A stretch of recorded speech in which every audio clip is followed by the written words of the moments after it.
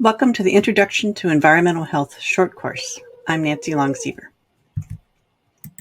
The course is made up of a series of lectures that provide a general overview of the study of environmental health. We'll particularly focus on issues affecting low and middle income countries.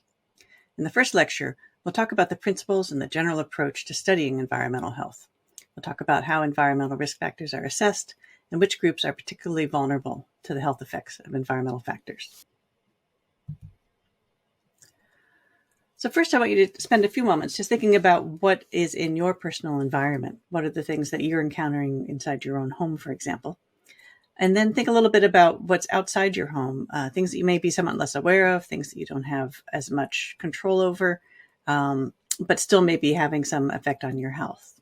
So take a moment or two to think about some of the things that you might be encountering in either of those situations. Here's a list of some of the things that I thought might be part of people's environments, their personal environment or their ambient environment.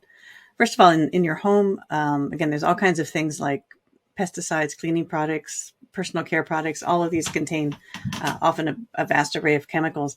And the concentrations are often relatively high inside your home because you're using them in an enclosed space and they can remain at high concentrations for a period of time.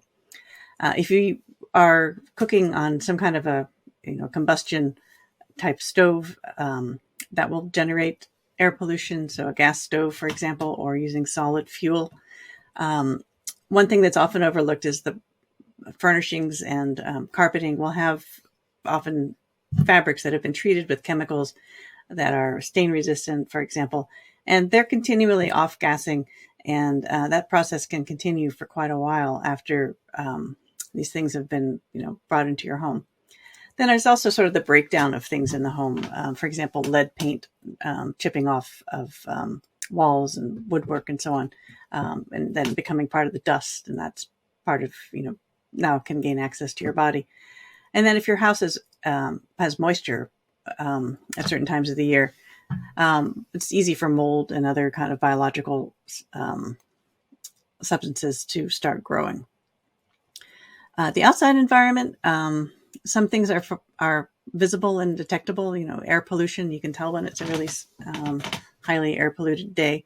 But other things are much harder to determine. The presence of contaminants in soil and in water can affect the food and your drinking water.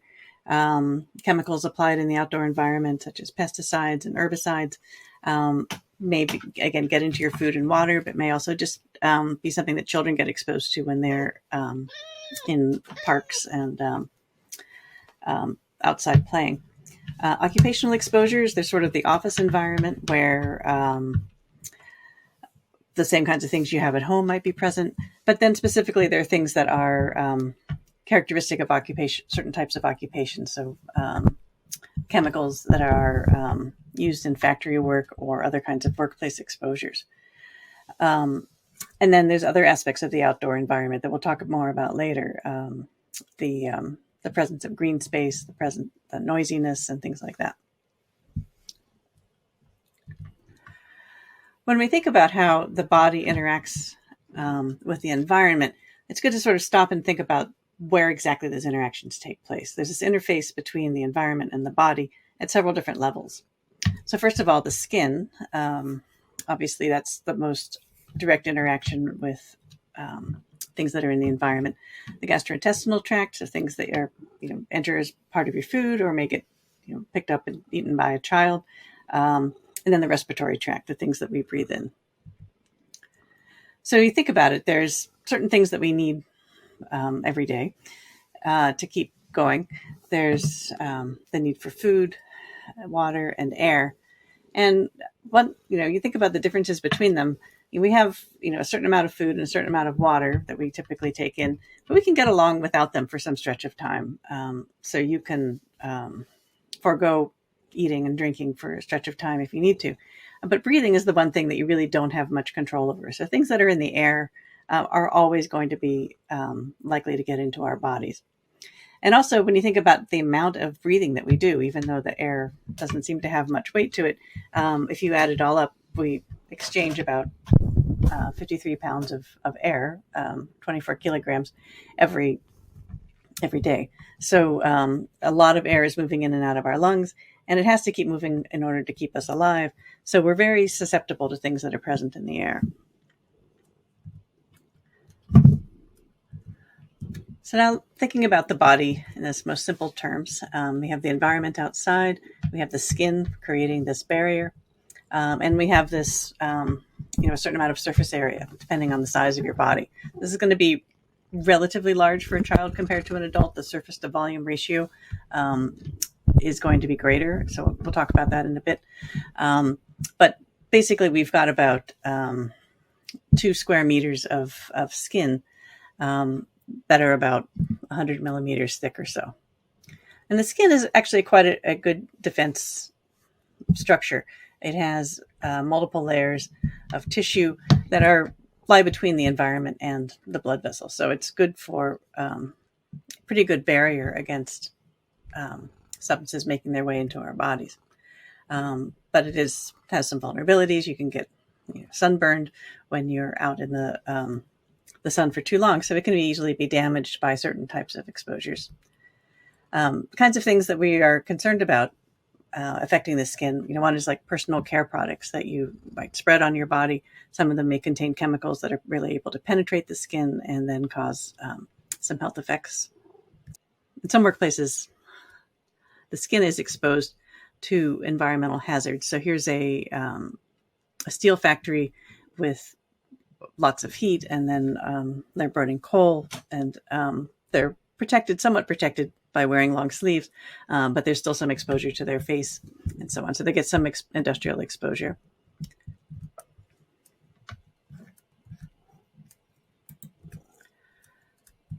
Here's the GI tract. So you have your mouth, your stomach, and then this incredibly long stretch of the intestines before you get down to the anus. And so this is a place where you can have absorption of chemicals that might be present in the food that you eat or the water that you drink. So this is a much larger area than the skin, so about 200 square meters. It's thinner than the skin. It's only 10 millimeters thick or so. But it also has some protective barriers as well. There's layers of mucus that are covering the villi.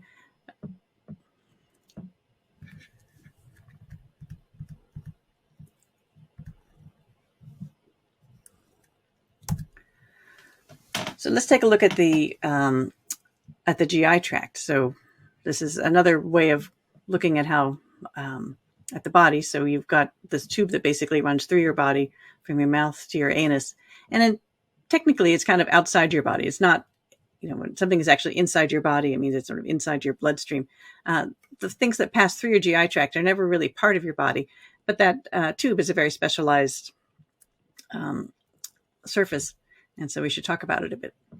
So here's the extent of the GI tract. So you have your mouth, your stomach, and then this really long stretch of intestines where, by definition, you want to have this large surface area to maximize the absorption of nutrients. And you can see that the GI tract is, is quite different from the skin in this regard. It has a much larger surface area, about 200 square meters, and also it's much thinner. It's only about 10 millimeters thick. So it's much more likely that something that you ingest can make its way into your body through your intestines. And the intestines, you can see, are specialized to have maximize the surface area with these sort of finger-like villi that maximize the uptake of nutrients. So this is definitely a place where chemical exposures can make their way into the body. And again, present in food or in water. And sometimes it's chemicals that are applied on the surface of foods or that the food comes into contact with that are problematic. So plastic wraps that you might put around food will sometimes take up some of the chemicals that are present in the plastic.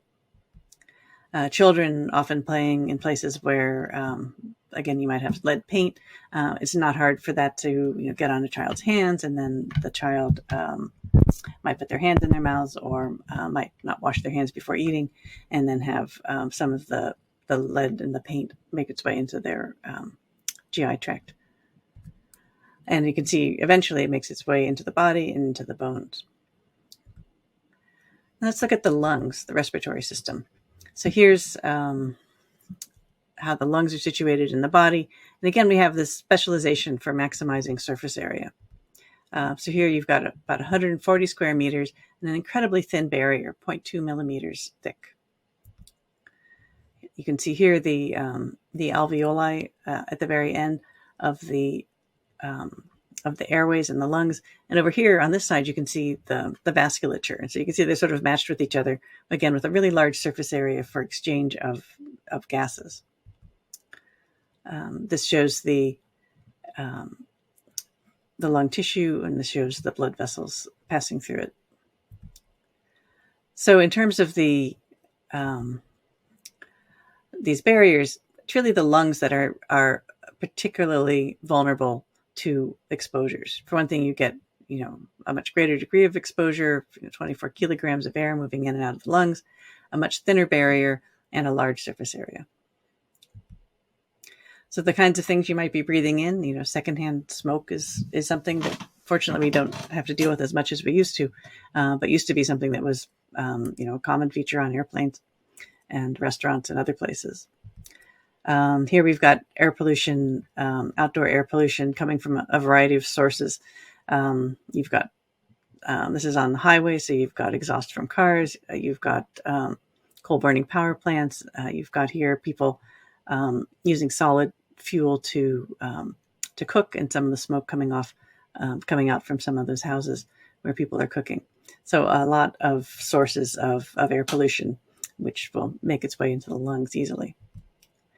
And then we've all become concerned about infectious agents, viruses, especially SARS-CoV-2, being carried in the air. So small particles of virus coated in liquid can be breathed out, but they tend to drop out fairly quickly and don't travel too far. But now, of course, we realize that the virus is carried in much smaller particles. It's really airborne, and it can be breathed in by somebody at some distance from the infected person.